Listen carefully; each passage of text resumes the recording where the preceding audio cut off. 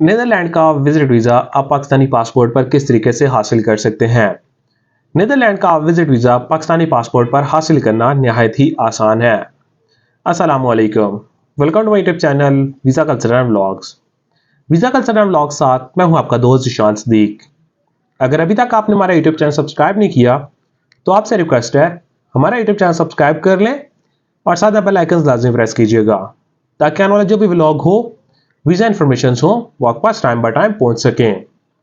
आज की इस वीडियो में आपको बताएंगे कि नीदरलैंड का वीज़ा आप पाकिस्तानी पासपोर्ट पर किस तरीके से हासिल कर सकते हैं, अपॉइंटमेंट आप किस तरीके से बुक कर सकते हैं।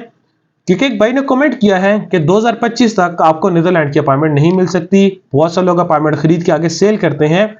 तो आज इसकी हकीकत हम आपके साथ शेयर करेंगे कि क्या ऐसी पॉसिबिलिटी है कि अपॉइंटमेंट खरीद के आगे बेची जा सके, या कोई ऐसी ऑफिशियल अनाउंसमेंट कि 2025 तक आपको नीदरलैंड की अपॉइंटमेंट नहीं मिल सकती। आज के इस व्लॉग में सारी चीजें आपके साथ शेयर करेंगे। अगर आप नीदरलैंड का वीजा अप्लाई करना चाह रहे हैं और आपको अपडेटेड इन्फॉर्मेशन चाहिए तो इस वीडियो को एंड तक देखिएगा ताकि सारी चीजें आपको इस वीडियो से मिल सके। फर्स्ट ऑफ ऑल हम बात करते हैं नीदरलैंड वीजा आप अप्लाई करने के लिए डॉक्यूमेंट्स कहां पर सबमिट करवाते हैं। नीदरलैंड्स का वीजा अप्लाई करने के लिए आपको डॉक्यूमेंट्स वीएफएस ग्लोबल यानी जेरीज में आपको जाकर डॉक्यूमेंट सबमिट करवाने पड़ते हैं। लेकिन डॉक्यूमेंट सबमिट होने से पहले भी आपको प्रॉपर एक डेट लेनी पड़ती है। अपॉइंटमेंट की जो डेट होती है वो आपको लेनी पड़ती है। उससे प्रॉपर आपको वीएफएस ग्लोबल की वेबसाइट पर जाके आपको लॉगिन बनाना पड़ता है। अगर आपका ऑलरेडी लॉगिन बना हुआ है तो जस्ट आप लॉगिन करते हैं। उसके बाद आप अपना सिटी सिलेक्ट करते हैं, इस्लामाबाद, लाहौर, कराची। उसके बाद आपकी कैटेगरी आती है शेंजन कंट्रीज, और आपकी टूरिज्म की जो भी कैटेगरीज होती हैं उसके मुताबिक आप अपनी अपॉइंटमेंट बुक कर सकते हैं। जब आप ये तीन ऑप्शन सेलेक्ट करते हैं, अगर डेट्स अवेलेबल हो तो उसके बाद आपका नेक्स्ट एक छोटा सा फॉर्म होता है जो आप अपॉइंटमेंट फॉर्म फिल करके आपको फीस पेड करनी पड़ती है, जो आपको क्रेडिट कार्ड के थ्रू पेड करनी पड़ती है, तो आपकी अपॉइंटमेंट बुक हो जाती है। जैसे कि एक भाई ने कमेंट किया है कि 2025 तक अपॉइंटमेंट्स आपको नहीं मिल सकती, जबकि ऐसी भी कोई पॉसिबिलिटी नहीं है। ऐसी कोई ऑफिशियल अनाउंसमेंट वीएफएस ग्लोबल की तरफ से भी कोई अनाउंसमेंट नहीं की गई, नीदरलैंड एम्बेसी की तरफ से भी ऐसी कोई अनाउंसमेंट नहीं की गई कि आपको अपॉइंटमेंट नहीं मिल सकती।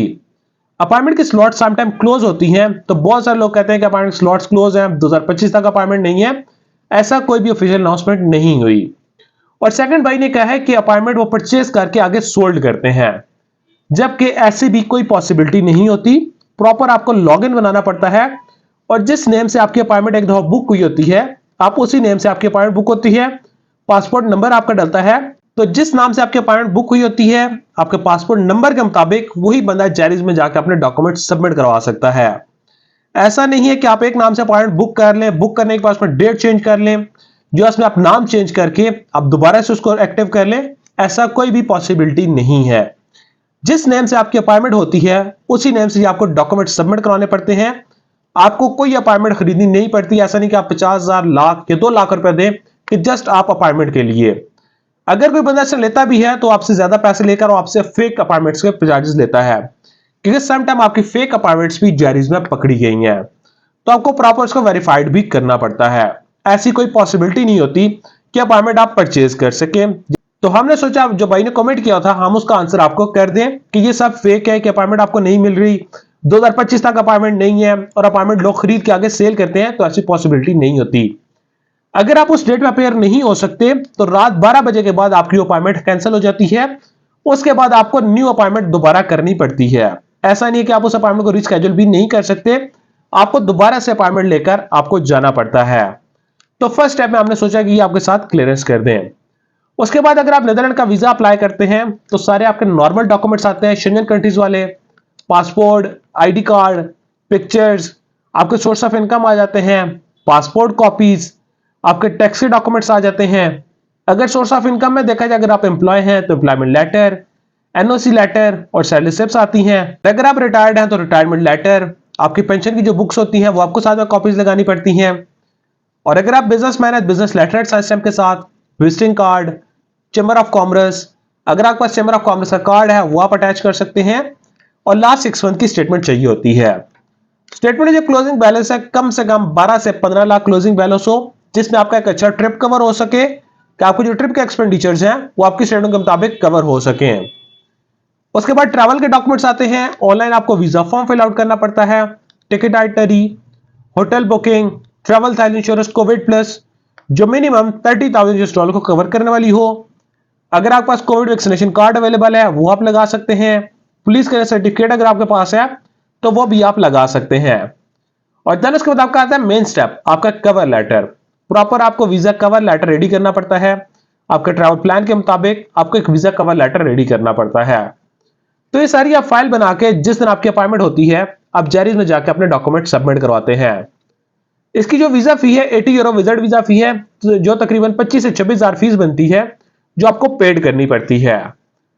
डॉक्यूमेंट सबमिट होने टाइम कोई आपका इंटरव्यू नहीं है, सम टाइम आपको वेरिफिकेशन कॉल आती है। एम्बेसी जो अपने डॉक्यूमेंट्स लगाए होते हैं उनकी वेरिफिकेशन होती हैं। अगर आप जॉब होल्डर होते हैं तो आपकी जॉब के जो डॉक्यूमेंट्स होते हैं उनसे आपकी वेरिफिकेशन आपके ऑफिस से होती है। आपकी जॉब की डेजिग्नेशन, आपके सोर्स ऑफ इनकम जो होते हैं उसकी आपकी वेरिफिकेशन होती है और इसके बाद इसका प्रोसेसिंग टाइम स्टार्ट हो जाता है। नीदरलैंड्स के वीजा पहले बहुत ज्यादा लग के आए थे, फिर बीच में वीजा रिफ्यूज भी होना शुरू हो गए थे, लेकिन इस टाइम पर भी नीदरलैंड्स के वीजा रिफ्यूजल्स कम है और वीजा रेशियो बहुत अच्छी आ रही है। इसमें जो प्रोसेसिंग टाइम है 20 to 25 वर्किंग डेज के अंदर आपके वीजा के डिसीजन हो गए, आपको पासपोर्ट वापस मिल रहे हैं। अगर देखा जाए वीक्स में तो राउंड अबाउट 4 to 5 वीक्स बनते हैं कि आपको पासपोर्ट का डिसीजन होके आपको पासपोर्ट वापस मिल जाता है। बहुत सारे लोग क्वेश्चन होता है कि हम पर्सनल अफेयर्स पर खुद अपेयर होकर पासपोर्ट नहीं कलेक्ट कर सकते, तो हमारी बिहाफ पर कोई पासपोर्ट कलेक्ट कर सकता है? जी बिल्कुल, आपकी बिहाफ पर कोई बंदा आपका पासपोर्ट पिक कर सकता है, लेकिन उसका भी एक प्रोसेस है कि आपको अथॉरिटी लेटर देना पड़ता है, आपको पासपोर्ट कॉपी, आईडी कार्ड की कॉपी और जो आपके पासपोर्ट सबमिशन की स्लिप होती है वो आपको देनी पड़ती है, तो आपकी बिहाफ पर जाकर आपका पासपोर्ट पिक कर सकते हैं। अगर आपकी स्टेटमेंट मेंटेन है, क्लोजिंग बैलेंस 12 से 15 लाख है, अगर आपका फ्रेश पासपोर्ट भी है और ड्यूरेशन ऑफ स्टे अगर आप कम डालते हैं अराउंड अबाउट 5 to 7 डेज का, अगर आपकी ट्रैवल हिस्ट्री है तो 10 to 15 डेज का आप ट्रैवलिंग डेट भी डाल सकते हैं, ड्यूरेशन ऑफ स्टे डाल सकते हैं। कंफर्म्ड होटल बुकिंग होनी चाहिए और आपको जो ट्रैवल अपडेट्स हैं अगर आप प्रोसेसिंग टाइम दे रहे हैं तो कम से कम 7 to 8 वीक्स बाद की अपनी ट्रैवलिंग डेट उसमें ऐड करें। तो ये 3 से 4 मेन स्टेप्स होते हैं कि आप वीजा अगर अप्लाई कर रहे हैं तो ये 3 से 4 स्टेप्स आपको फॉलो करने पड़ते हैं। बहुत सारे लोग इन स्टेप्स को फॉलो नहीं करते और उनका वीजा रिफ्यूज हो जाता है। तो इस प्रोसेस को फॉलो करके आप नीदरलैंड का वीजा पाकिस्तानी पासपोर्ट पर हासिल कर सकते हैं।